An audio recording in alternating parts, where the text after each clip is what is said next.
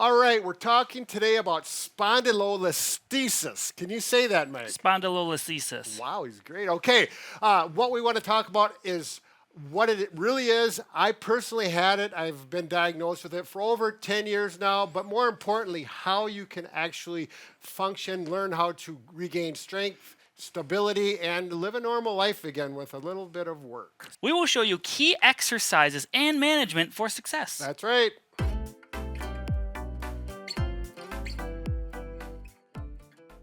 Okay, spondylolisthesis. From now on, the rest of the video, we're going to refer to it as spondy. It's easier to talk and pronounce. And so anyways, when I say spondy, that's what we're talking about. If we look at a spine, we're looking at the lumbar spine. And the spondylolisthesis refers to a shift.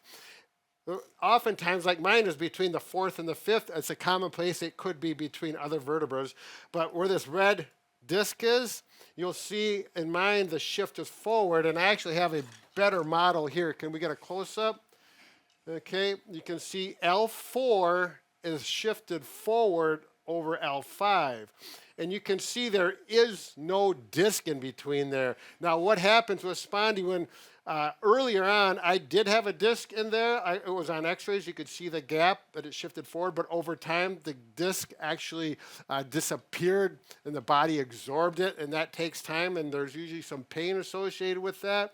But what the whole idea is to stabilize this bone on top of this bone through strengthening the core, as well as avoiding motions and positions that irritate and will actually promote or force this bone to go forward. We'll talk about that in detail. It's not real hard.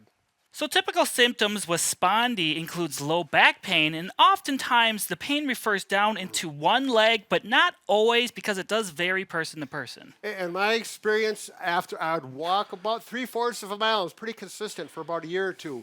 Pain, numbness, tingling down my left leg, right to my shin area. So oftentimes, like Brad was saying, you can have an increased amount of pain when you stand up or even with walking. Right, or standing for a period of time. Oh, that back will hurt. Or if you're working overhead, it will really turn it on. And the neat thing about it is if you sit down, typically it makes the pain go down quite rapidly. Also, you may experience increased pain when you extend your back, going like this, so doing some type of press-ups, overhead work like Brad was saying, or anything where your spine is going backward like this. And definitely avoid this back stretch like this, because it's going to cause pain and irritation, and it's going to actually want to make the bone move forward in the direction we don't want it to go. So if you're not sure if you have spondy, if you go an extension and it feels good, you probably don't. All right, that does bring a good point. Make sure you get diagnosed with x-rays. It's the best way, and it's very definite, easy to see. Now, other things that we talked about, things to avoid, we just went over them, excuse me. Mike, you want to lay down. If you did irritate your back and it's sore and you want to get comfortable, lying down like this, and it will very much help to put something under your legs. And what that does, it takes the pressure off that sore area where the spondy is located. This is what I do. I take a cold pack and I'd put this right under that sore area, and I'd lie like this. Now, what works a lot better than pillows, although pillows will work good, you might need 3 of them, is one of these leg wedges. Bob and I have used these in the clinic with patients for years, and almost everyone says, wow, does that feel good, including myself. I would lay like this for about 15, 20 minutes.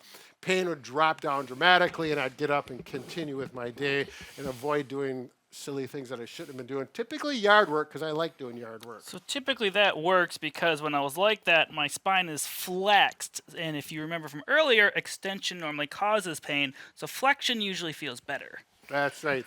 Good clarification, Mike. Now, the other thing is back support while sitting, particularly in a car. You'll find out that I know personally very uncomfortable after an hour or two in a car driving. You'll find back supports like this, a round one. Those are typically for someone with sciatica from not spondy, but from something else like a disc, injured disc. these will only make it worse. I found this particular backrest was a game changer for me. We don't have any affiliation with this, but it's Kibato. I'm not even sure if I pronounced it right, but it's memory foam, and it works fantastic for me. In the winter, when it gets below zero, it's not memory foam anymore. It's just hard. It's safe to say not every back support's going to work for everyone. They're all shaped differently. People's spondy is in different areas. So it's going to be trial and error. You can use throw pillows at first. And then once you feel comfortable, you can purchase something that's similar size. All right, we did spend a little bit of time on that, but it's absolutely critical that you do avoid the things you shouldn't be doing, and then the back support was seated. Let's go on to the exercises. This is key. You got to strengthen that core. We'll show you them right now. So the first thing we're going to do is work on your walking and your standing posture. What you want to do is you want to have soft bent knees like this. You do not want to lock them out. When you lock them out, you're going to put more pressure on your low back, so it's going to go ankle, knee, hip, and then back. It's also going to probably cause you to arch your back more, increasing your pain. So you want to stand with the soft knee. This also pertains to walking. So when you walk, you want to land on your forefoot, which is this part of your shoe, and you're going to kind of walk, not on your toes, but the front of your foot, and not heel strike. This is a no-no. Land on the forefoot, soft, bent knees as you're walking. This is going to take time to figure out and adjust to. I would suggest doing it in your house first, maybe in socks or even barefoot if you can handle that, and try that initially. Eventually, you can get some shoes which do not have a built-up arch. These are really minimalist. There's not much to them. You don't have to get this flimsy of ones. There are zero drop with more cushioning, but that is step one to try to decrease your back pain. With walking. With walking. And I'm running out of breath. Now, for strengthening that core, this is by far my number one go-to exercise. Lie on your back. You can bring your knees up like this, arms here, and simply do crunches, thinking about keeping your back flat to the floor. And you can do them here, and then I do double crunches where I do this. Now, what works really good, and I would suggest if you got spondy, get a ball. This makes this exercise much better. It forces your back into that neutral position. It feels better already. I can feel it now. And then you simply lift the ball up. Grab the ball. Make sure you have your shoes on. Makes it easier. You can take your heels, dig it into the ball, and it really works well. This really is an excellent exercise, strengthening the front where you want the strength, and then you can do them this way. You can do the double crunch, and really, and this is I'll do these at least 3 days a week. Start out at 10 reps, work yourself up to 50 reps. It's really important to strengthen the abdominal core muscles. So the last suggestion we have for you is go to YouTube, and you can search Bob and Brad Spondylolisthesis. You might have to look up on the spelling because it's a long word. I think you can just put spondy and it might get there. Anyway, we have a playlist on there with tons of different videos with Bob and Brad all throughout the years, and there's core strengthening, the recommendation of things to do and not to do. So if this works for you and you want more stuff to work on, you can go there and find out more. That's right. If you want to get back to all your activities that you used to do before spondy, I really think it's going to be very beneficial. Take some time, and good luck.